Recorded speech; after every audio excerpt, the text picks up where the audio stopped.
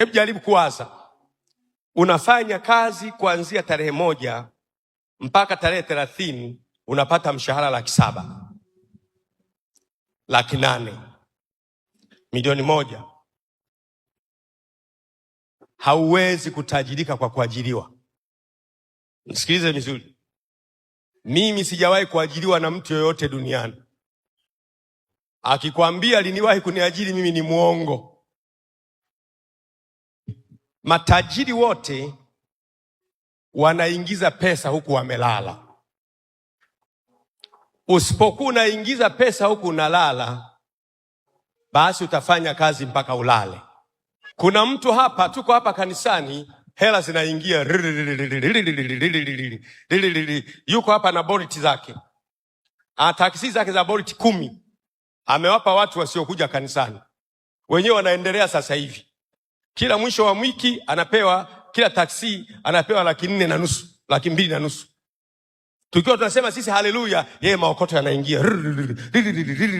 Mwisho wa mwezi hiyo pop, kwenye hizo mwisho wa wiki, sio mwisho wa mwezi. Mwisho wa wiki inapofika Jumamosi, pop, 2,500,000.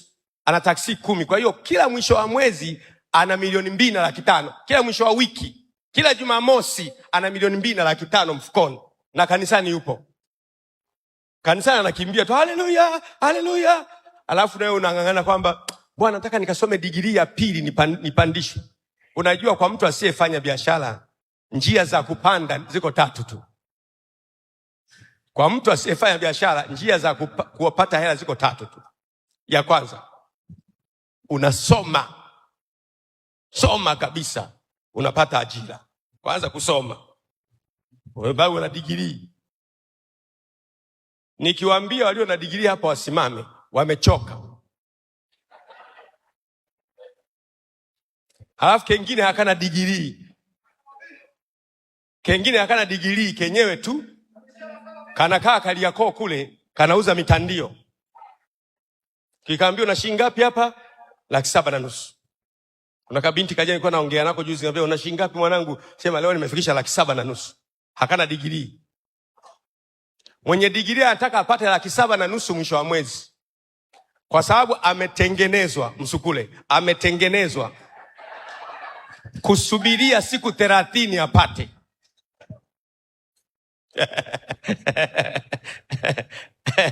You are manufactured to wait for 30 days to have 1,000,000 shillings. Na kabisa unaona mfanyakazi akiongezewa, alikuwa anapata 1,100,000 na 100,000, anasema tumepandishwa mshahara. Wakati kuna mwingine ana Bolt hapa tulipo, iko pale nazunguka, watu wanaita, huku anamwabudu Bwana, anainama, Bwana umebarikiwa, huku inaingia. Tukimaliza ibada sasa hivi, anamwambia wale watu kila mtu aingize kwenye account 2,500,000. Usipoingiza you are fired. Kesho anaingia mwenzako na anasema haleluya. Utasa maana yake kwamba unafanya jambo na halikupatii faida. Using'ang'anie mambo ambayo upati faida, eti ufie pale. Zaidi kwa namna hivi nilivyofanya maisha haya mpaka lini? Una madeni kila duka, una kiwanja, una nyumba, una gari, una bodaboda, una chochote. Uko kama wewe na digiri yako. Hata kuwepo aliyetasa. Yaani maana yake kwamba mtazaa, mkinitumikia Mungu nitawapa akili ya kuzaa. Akili ya kuzaa biashara, kuzaa nyumba. Maisha ni kwamba uwe na progress. Life is designed to be progressive. Maisha yametengenezwa na Mungu kuwa progressive.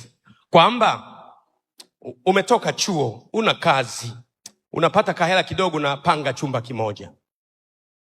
Chumba kimoja kile umepata kakazi, unakwenda kufundisha, unarudi pale. Baada ya kufundisha jambo linatokea, badala ya chumba kimoja unakuwa na vyumba 2 na kasebre. Unamshukuru Mungu angalau wakija wageni, yale maisha ya chumba kimoja mimi nimeshayaishi. Chumba kiko hapa. Kitanda kiko hapa. Kuna kajiko kako hapa. Kuna madumu ya maji yako hapa. Kuna kajiko kako hapa. Kuna viti viko hapa. Yaani mwenyewe ukiwa unapita hivi. Yaani ukiwakaribisha watu lazima uhakikishe kitanda kiko sawa. kitanda, kwa sababu kitanda ni sehemu ya sebule. Wakija wengine, wakizidi wengine, kaeni tu hapo kitandani, kaeni tu. Unaona watu wananiiza mamiguu yao na soksi zao zinanuka. Chumba kimoja kile. Kwa hiyo Mungu amemuumba mtu kuwa progressive. Sema progressive. Progressive maana yake ni kwamba kama mtu anavyokuwa na mwaka mmoja, ana miaka miwili, ana mwaka mitatu, anaanza darasa la kwanza, darasa la saba, progressive. Ulikuwa na chumba kimoja, baadaye vyumba viwili, namshukuru Mungu kabisa. Unakwenda baadaye, namshukuru Mungu ameniinua, nina nyumba nzima. Napanga nyumba nzima. Sasa hivi niko na nyumba nzima. Namshukuru Mungu, sasa tuko na nyumba nzima ina fensi. Na kwenye fensi kuna geti la umeme. Tukifika pale tunabonyeza tu, nafunguka. Hatusukumi tena kama nilivyokuwa nasukuma. Inaenda. Namshukuru Mungu nimenunua na kiwanja. Namshukuru Mungu nimeanza kujenga. Namshukuru Mungu nimeezeka. Namshukuru Mungu sasa nimeamua kwamba miaka inapita, mwaka wa 10 huo tuseme. Sisemi kwamba itakuja siku moja.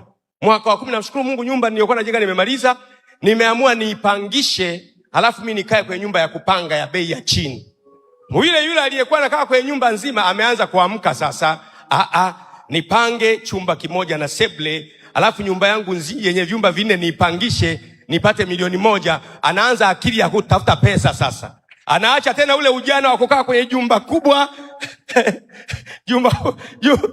Jumba kubwa lina ghorofa 4, halafu anabaki peke yake siku moja. Halimsaidii chochote. Unaona hata kulikaa huwezi tena kulikaa. Unajuza ile jumba nilijenga nimechanganyikiwa au nilikuwa na nini? Baadaye unaligeuza linakuwa hospitali. Sika unanielewa? Kwa hiyo unaona ameanza sasa hivi chumba kimoja na nusu kinatosha. Anajenga na ya pili, anajenga na ya 3 na ya 4. Baadaye hapa ana miaka 20 sasa anafanya kazi. Anunua na kigari. Nunua gari nzuri, lakini baadaye na kigari kidogo anaoa na mke sasa. Anataka kuchumbia sasa. Binti, nataka uwe mke wangu. Nina uwezo wa kukutunza. Nina uwezo wa kukulisha. Nina uwezo wa kuvisha. Nina uwezo wa kukutawala. Nina uwezo wa kukuongoza. Utakula mpaka utasaza nyumbani mwangu. Dali nataka kukuoa. Leo mtu yeye hana kitu, anataka naye aoe. Utamlisha nini hiyo binti? Anakuomba, naomba unisaidie mahali. Nimeambiwa milioni 1 imepungua 300,000, naomba niongezee. Nikuongezee mahali ambao ndio jambo mama kwenye maisha. Mke huyu utamwendeshaje? Na ndio maana kuna mabinti kabla hajaolewa ana hali nzuri. Unajipambaniaga wewe mwenyewe, unajua Kariakoo, winga wa Kariakoo, unajua unavokaaga kona zako. Ukileta kutokea mbali kona unapata kitu. Na ni maisha mazuri tu kabisa ya kuhaso, ya kupambana, ya kujisimamia. Leo umeolewa, huyo mume anasema sitaki ukazurule Kariakoo, sitaki. Unamwambia baby nimekubali, sitaenda Kariakoo. Viatu sasa, nauli ya kanisani sasa, nywele sasa na zile huwa zinasukwa. Usinione ulinipenda nilikuwa na nywele ile, ilikuwa kuna gharama za nywele hizo mafuta yeye ninajipaka kuna gharama, kuna perfume baby pale, alafu na kopo unazoziona hizi huwa zinaungwa zinachomelewa. Sasa mwanaume, gharama hizo za nini bwana? Maisha yawe rahisi. Kwani Mungu ametuitia hayo? Tunza mkeo, acha kusema Mungu ametuitia hayo. Tunza mkeo. Tunza mkeo. Utukufu wa mwanamke ni utukufu wa mwanaume ni muonekano wa mkewe. Mimi hata kama nimevaa masempere yani sina kitu, lakini mke wako amvaa vizuri, anaendesha gari nzuri, ana maisha mazuri, nywele